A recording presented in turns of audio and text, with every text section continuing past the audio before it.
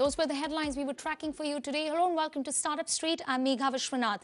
Now, coronavirus has devastated economies and startups are amongst the worst hit. In fact, cab aggregator Ola is all set to lay off 1,400 employees, which accounts to 25% of its entire workforce. Calling it the toughest decision of his career so far, founder and CEO Bhavish Aggarwal said that Ola has seen its revenue crash by 95% in the last 2 months. He has promised that there will be no further COVID-related cuts after this. My colleague Mugdha is here with us to discuss more on this layoff. In fact, Mugdha, you were the one to break this story. Talk to us more about what you've picked up. That's right. Employees at Ola received an email from CEO Bhavish Aggarwal today where he has talked about the need to restructure the company and said that they've taken the decision to lay off 1,400 employees, which is 25% of the overall workforce, because of the impact that their business has seen during the period of the lockdown. In fact, Bhavish did say that revenues have fallen by up to 95% over the last 2 months, because remember that cab aggregators were not allowed to operate during the first 2 phases of the lockdown and were allowed to operate only in the green and orange zones in phase 3, and have started operating in the top cities, say of Bangalore, Delhi, etc. only this week. So definitely, and things do not really seem to go back to normal for Ola and Uber. In fact, Bhavish in that mail to employees did say that the impact could be very long drawn for the sector. He's talked about how a lot of offices and a lot of employees are now going to choose to work from home. Travel will be hit, so the traffic that will come from, say, an airport or a station will also, have a negative impact on Ola. So definitely things not looking well for Ola. All right, Mugdha, thank you so much for sharing those details with us. That was Mugdha Warrior who broke this story on CNBC TV18. But the layoffs don't end here. In fact, a whole host of other startups and companies have issued pink slips to their employees. And let me quickly recap that for you.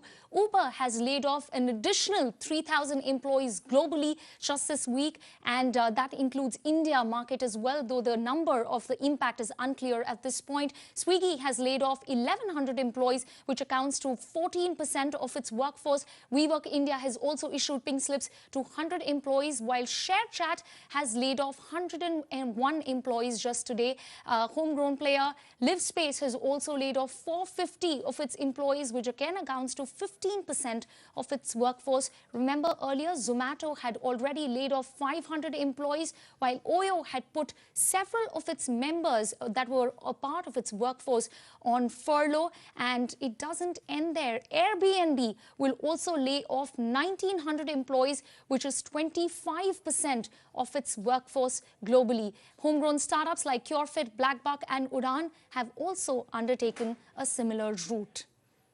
Now, as India entered a nationwide lockdown that began on 25th of March, the country started adapting to social distancing norms that has become our new normal. While businesses, like we just mentioned, across several sectors were severely impacted, we saw a rise in the fintech and digital payments sector.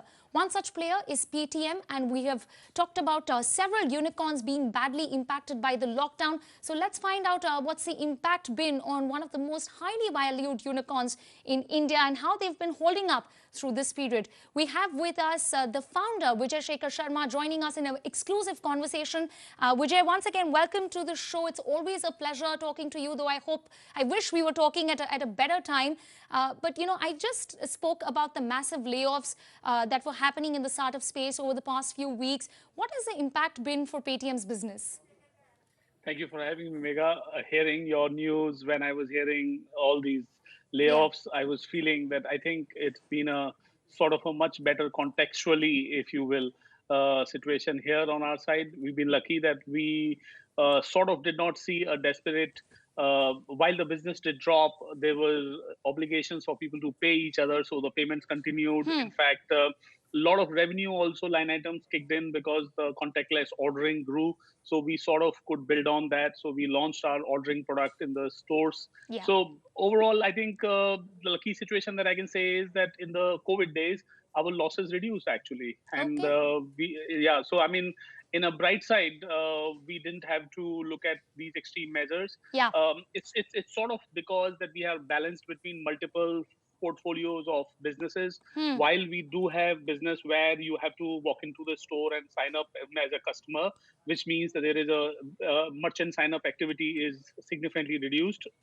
At the same point in time, we also have a gaming business where while the gaming saw the massive Yeah. uptake.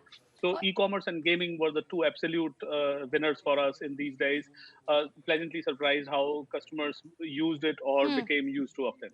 Well, this is not the first time that you're getting lucky. So let me go ahead and ask you that, do you see this time as demonetization 2.0? Is that a similar situation for you? I know PayTM's valuation tripled after demonetization, but can you share some growth numbers or some metrics for us to quantify the impact of the lockdown, considering the fact that you just said that e-commerce and gaming's the two most important verticals Yeah. for you, did see a massive surge?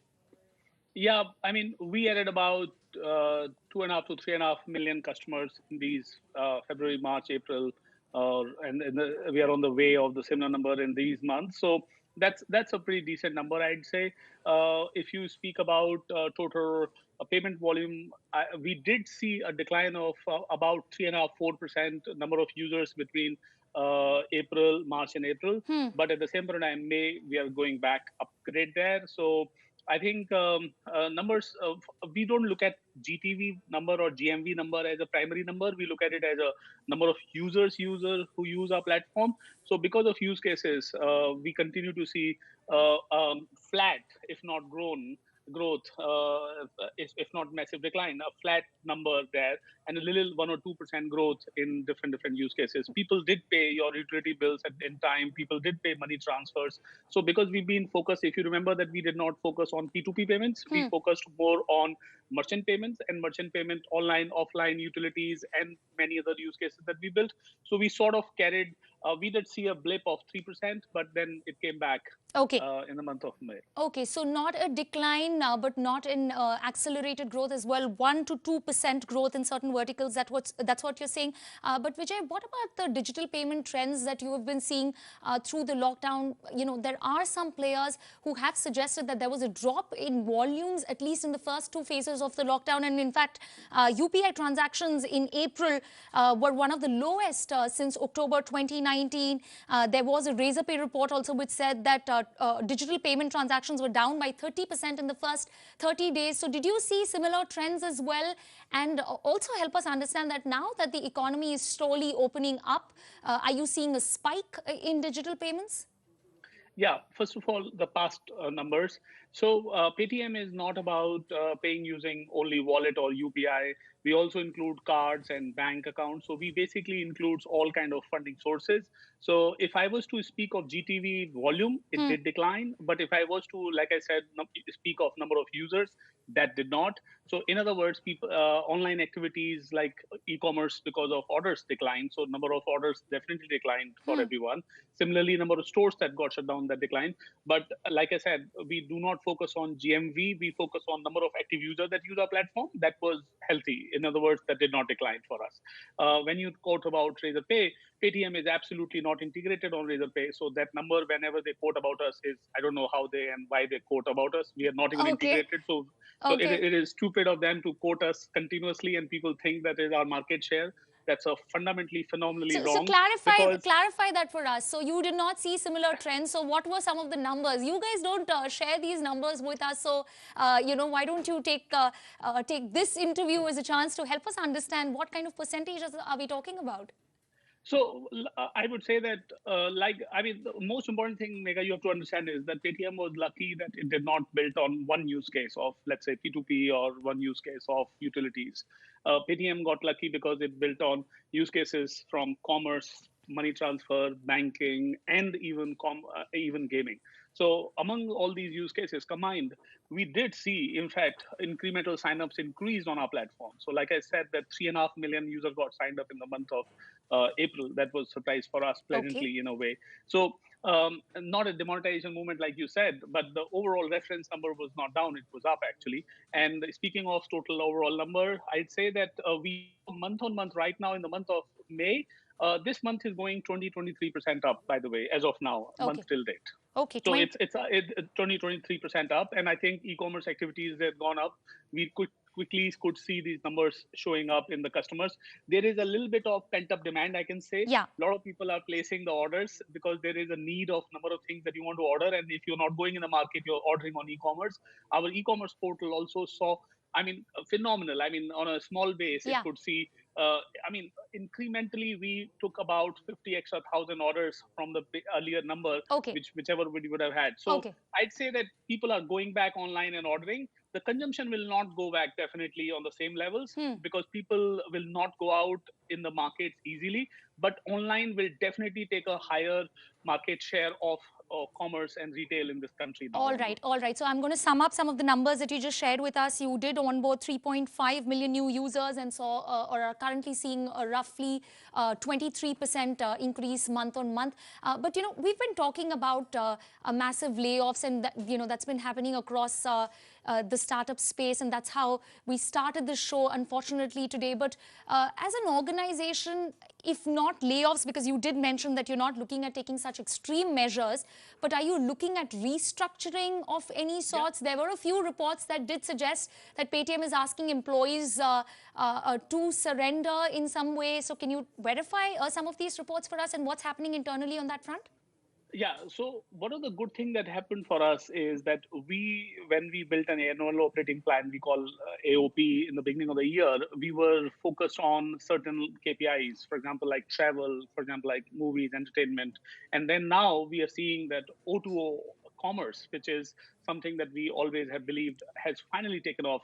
So what we've been able to do is that huge number of our Paytm Mall customers Yeah. whom have started to become local customers, meaning they're placing orders on the local shop and then coming. So all the employees of PayTM Mall, we are merging them into PayTM Orders business, Okay. which is a local O2O orders business. And then now we have a travel business in Bangalore. So we would put a lot of travel business and business people to focus on this. So we did not need people to be laid off. We incidentally reached a situation where we are recruiting and we are early joining a lot of joiners. So Okay. we went to the engineering college students and we said, could you join? And they said, no, we can't join now. We're going to join in August. So we sort of reached a state where we could accelerate our hiring. Similarly, Bombay, Right. we have KTM Insider, where the events business, movie business happens. And then notice we've been trying to build on content side of the business for some time, and Okay. we've not been able to have a lot of bandwidth. So Okay. the team there is building that. So I basically did was that we rezigged our portfolios of Sure. teams that are getting emptied or freed out or bandwidth wise less needed Hmm. from the current business. We just loaded them with few more works. Okay, I don't know who these engineering students are that you're referring to who said no for a job at this point, but they seriously Not no need for a job. The campus actually said that we will later. give Okay, these later. okay, So okay. we have requested if they can come earlier. All right, Vijay. I will have to interrupt you at this point, but you did speak about O2O, and that's going to be the focus of our conversation on the other side. Stay tuned. We're slipping into a very short break, but don't. Welcome back. You're still with us on Startup Street, and we continue our discussion with Vijay Shekhar Sharma of PayTM. Vijay, now, as a payments business and as a player in the O2O space, let me ask you, how are you looking at the Reliance Jio Facebook deal, especially with JioMart and WhatsApp integration? Does that integration in any way intimidate you? Do you think that they are going to beat you in this race of building a super app? So let me first of all say that it takes a huge amount of capital to change the behavior of customers, and it took us tens of thousands of crores. I mean, I can comfortably tell you that we spent more money than any government program or any other program in past cumulatively, or private companies combined spend on payments in this country. And it took a behavior change that now you pick up the phone and you scan the QR. So very proud of doing that. What we were not able to do, you would have heard us talk about in PayTM e-commerce business, that the business is about O2O. The business is that the item will be shipped from your local store to your home. You will place an order to your local store. So we always remain committed to marketplace. So even though the inventory-led player or proxy inventory-led players continue to grow their GMV, we did not deter our business. We remained a marketplace. We remained focused on O2O. So this Geo Facebook partnership may be the calling of this country, where the consumers start to place an order to the neighborhood store. So once this takes off, I think everybody in the industry benefits, and we will be also one of the beneficiaries. So You we are think looking this forward is to. healthy competition at this point? You clearly said that it took a lot for you to change that consumer behavior. So don't you think that you've kind of changed that behavior and given all these converted users on a platter to Jio and Facebook at this point? We don't do commerce. They're looking to do commerce, and which we've not been able to do good amount of commerce. Okay. Let's be candid about it. So if their combination can bring commerce, where you can place an order and then you are used to placing an order on the phone, even when you are walking nearby or you are expecting item from nearby, that's a good change of behavior, and that is What the. about WhatsApp Pay? What about WhatsApp Pay? If that comes into play, and clearly they have the user base, it is very intuitive. Does that intimidate you? If commerce you're saying is something that would be beneficial, but what about the payments business? So payment is a business where we totally believe that customers will be using that app where they have most amount of funding sources. Paytm is the only app where you have opportunity of creating wallet, creating bank link payment, and creating card payment, and even creating some other funding source like credit card or others. And that is not possible in UPI business model. UPI is an incredible P2P money transfer machine, and it is valuable as much the money that it can be made, which is zero. So Okay. UPI brings zero as a commercial value and incrementally a change of behavior, which is incredible. And I think we've been lucky to see that a lot of linked bank account. If you notice in this country, we've seen the competition ever since we started payments. We Okay. started in 2014, 15, 16, 17, 18, and literally billions of dollars have got flown in. Yeah. But even today, Paytm is a market leader by combining everybody else combined Okay. majority market share when it comes to the merchant payments. And I think that is what the business is. If it All is about P2P money transfer, we've always said it, the money transfer is a business of our bank, and our bank is a top bank, top two bank in this country, and we are very okay. happy making money on money transfer. All right. So as far as the payment is concerned, we take the market share and we take the offering for customer and merchant in a more valuable manner than a P2P payment. Okay, okay. I hope your users don't let you down and are completely in with this pitch that you've given. But Vijay, this week we also saw, SoftBank talk about several unicorns falling into what they call the valley of coronavirus. I'm going to shift focus of this conversation to that now. What have the discussion been like for you with investors on Paytm's strategy going forward in a post-COVID world? Has there been any dialogue on that front? Well, I think I can say that we were lucky. We just raised the money a couple of months before Okay. this COVID started, and we have all the cash in the bank, which can carry us for next 4 or 5 years. All right. On the current spend, while we are seeing our revenue increase and cost decreasing, so I'm hopeful that we don't need to spend exorbitant money for any reason in between, which means that we will not need any other fundraise now before we can head So towards no a break even. funding updates coming from your end, no press releases that says that you've raised another round of fund, at least for the next 4 to 5 years? I can be very I can very I mean I can only count myself lucky and blessed when I can tell you this, that we declined a large check that was coming in literally last 2 months after going significantly in the discussion, and we said let's not do this. So lucky to be in that stage that there is an incremental incoming demand. But I think what we are looking at is a Yeah. spending discipline and an opportunity to convert into a break-even profitable company, and we Okay. have enough money for that now. Okay. Any timelines on that? When you're looking to break even or turn profitable, considering that you're very confidently saying that you're not going to raise funds at least for the next 4 to 5 years? So I've said it a number of times. Next 2 years are Okay. our milestone. So this calendar year ends in 2020, end of 2021 calendar year. We should be seeing our operating break-even kicking. All right. So month on month, that month will be those. Okay, we look forward to that conversation next year. But let me also then ask you about the digital payments company called PayPay that you set up in 2018 along with SoftBank and Yahoo in Japan. In December 2019, SoftBank had said that PayPay is going to evolve into a super app. But with everything that's been going on, with projections being pushed, what happens to that plan?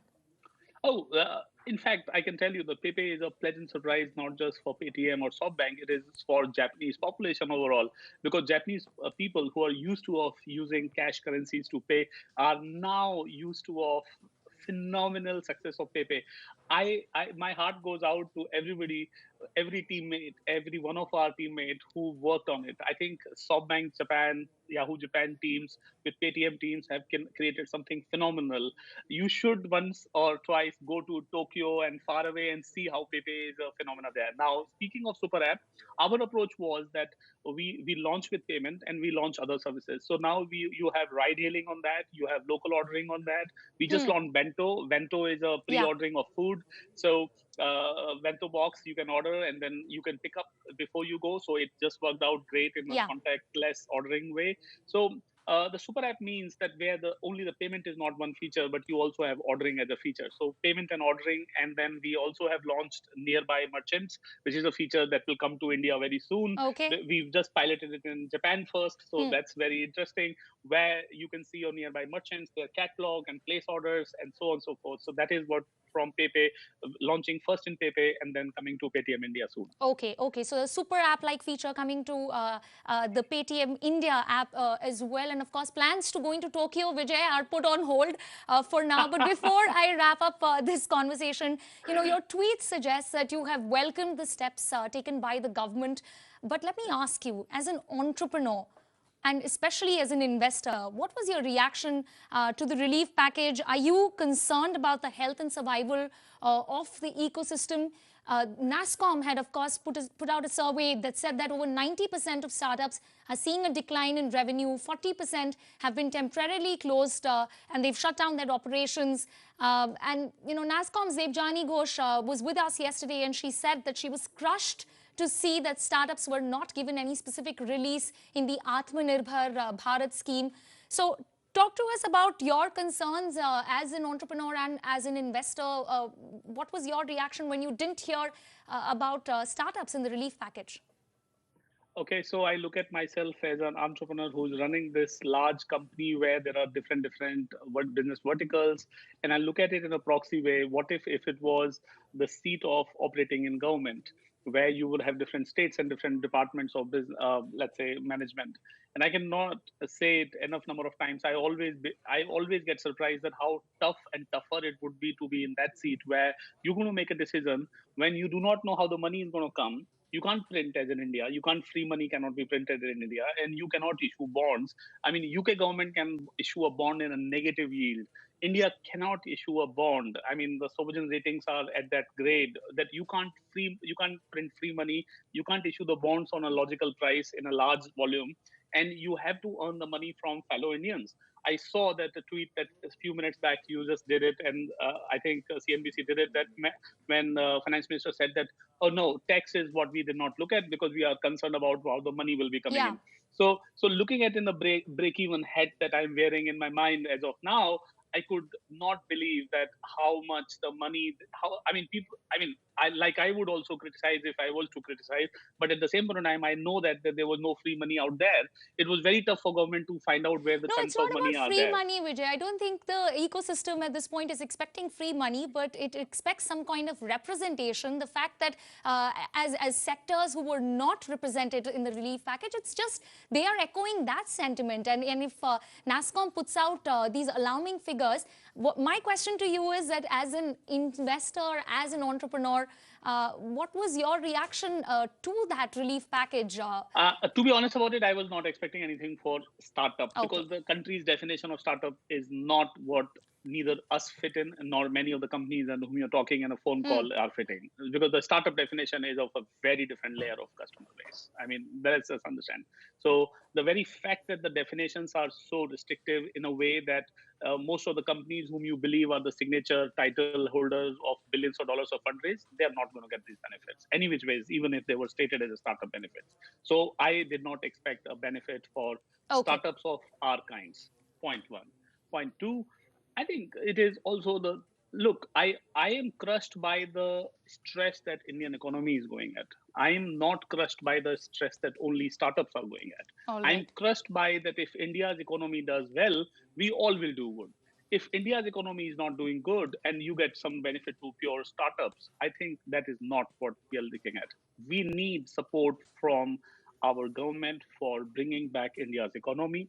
And India's economy is driven by small shops, small And consumption of startups. hundreds of million. And startups. Startups are problem solver of India's Okay. economy, but neither they carry the burden Right. of India's Right. economy, nor they are the champion of India's economy at a scale that we are solving a problem. Right Point. now, we are Yes. in an unprecedented depression or contraction of economy. Unprecedented is the word. And I make phone calls. I have calls with people in West and people in East, and I can only tell you one thing: the amount of positivism that is there with economy in India is surprisingly much higher. Okay. I mean, Okay. I want to tell you this, that there is a negative feeling of what package got announced. I totally read it.